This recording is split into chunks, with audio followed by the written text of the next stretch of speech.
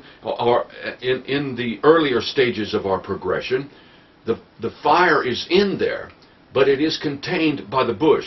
In the Gospel of John, first chapter of the Gospel of John, and in the John 1:4,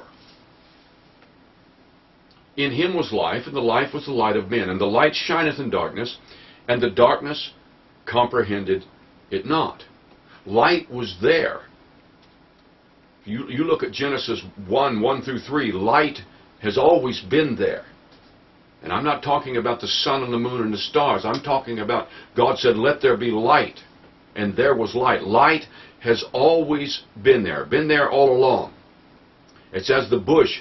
In our first message on this, the bush was in the fire before, but God was waiting for Moses to see that fire. The light has always been there, but the problem is that the fire was contained by the bush.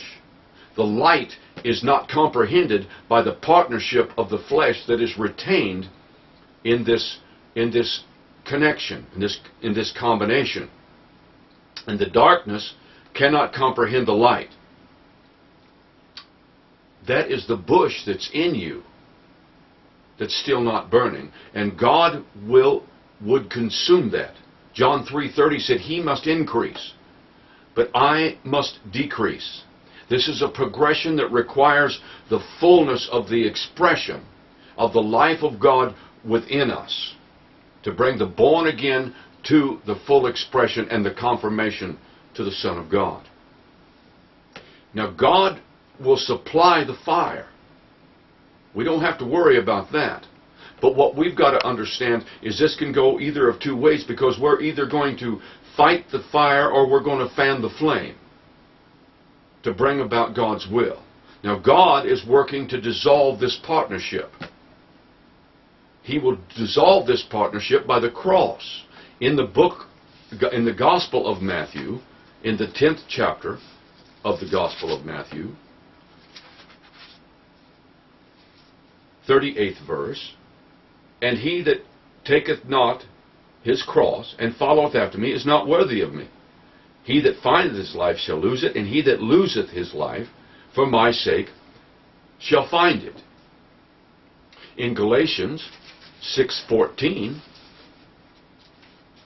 Galatians 6:14,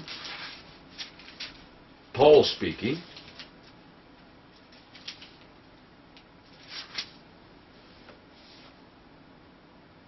but God forbid that I should glory save in the cross of the Lord Jesus Christ, by whom the world is crucified unto me, and I unto the world. The cross's purpose is to crucify you and to crucify the world unto you. This will be accomplished by the fire that God supplies, which will be presented to you as truth. How you handle the truth that's presented to you will decide who you crucify. The only place that God can walk and live upon this earth is if He walks through man, if He walks through you. So He comes as a fire to consume the bush. In Romans 1:17, which we read in part 1, Romans 1:17, for therein is the righteousness of God revealed from faith to faith, as it is written, the just shall live by faith. This revelation of God is going to be in you. The righteousness of God is going to be revealed in you. Look at 2 Corinthians, the 4th chapter.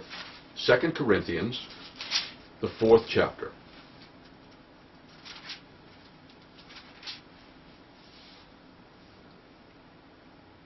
In the 6th verse, for God, who commanded the light to shine out of darkness, hath shined into our hearts to give the light of the knowledge of the glory of God in the face of Jesus Christ.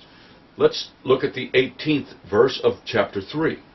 But we all with open face, beholding as in a glass the glory of the Lord, are changed into the same image from glory to glory, even as by the Spirit of the Lord.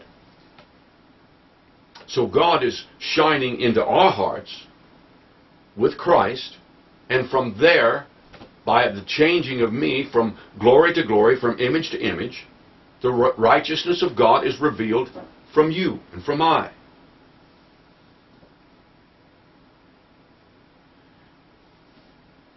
In the early stages, we're more leafy than we are fiery.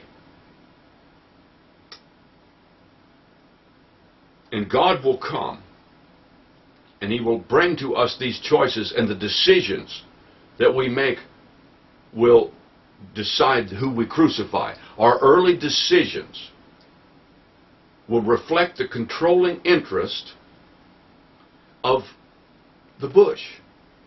What we do in early relationship is we base things upon there's nothing wrong with that. I see nothing wrong with that. Anytime we make a decision as to the interests of God based upon there's nothing wrong with that, we are dealing with that which is lawful, not that which is expedient. Anytime we deal with that which is lawful, we are dealing, this is a mark of the foliage in control. And what we're dealing with there is a lawful, and lawful is always at the cost of that which is expedient. But God is not going to leave you there. And when I first began to seek, I began to seek God thinking that everything that I was looking for, this bush and this fire, was going to be an external manifestation. But as I told you, it's not so. I even thought that it was something that God provided for the few who were willing to pay the extra price. But the truth is it's the will of God for every individual, for every bush. And because it's the will of God, it's also the requirement of God. The purpose of God and the ministry of man is to be consumed by the fire. This is not an external operation then. It's an internal operation. And it will be arrived through the choices that come to us on a daily basis that God will place in our path. This righteousness of God comes as revealed truth, and understanding something.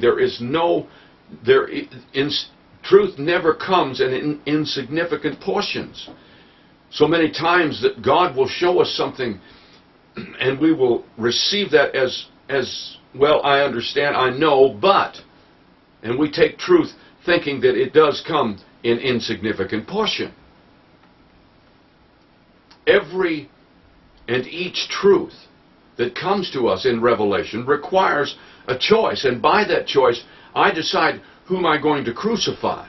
And every choice, every crucifixion brings a change in that spiritual womb. I'm either moving that expression further toward the purpose of God and the life of God fully expressed, or I'm moving it toward the aborting of God's purpose and will in my life.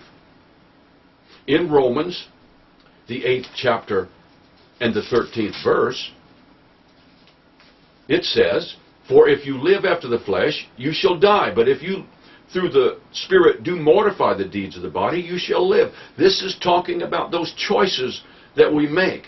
And so much of them, and so many of them, we make, as I said, thinking that they're really somewhat insignificant. But this is how we move from faith to faith, from glory to glory, from image to image, toward either the bush or toward the flame.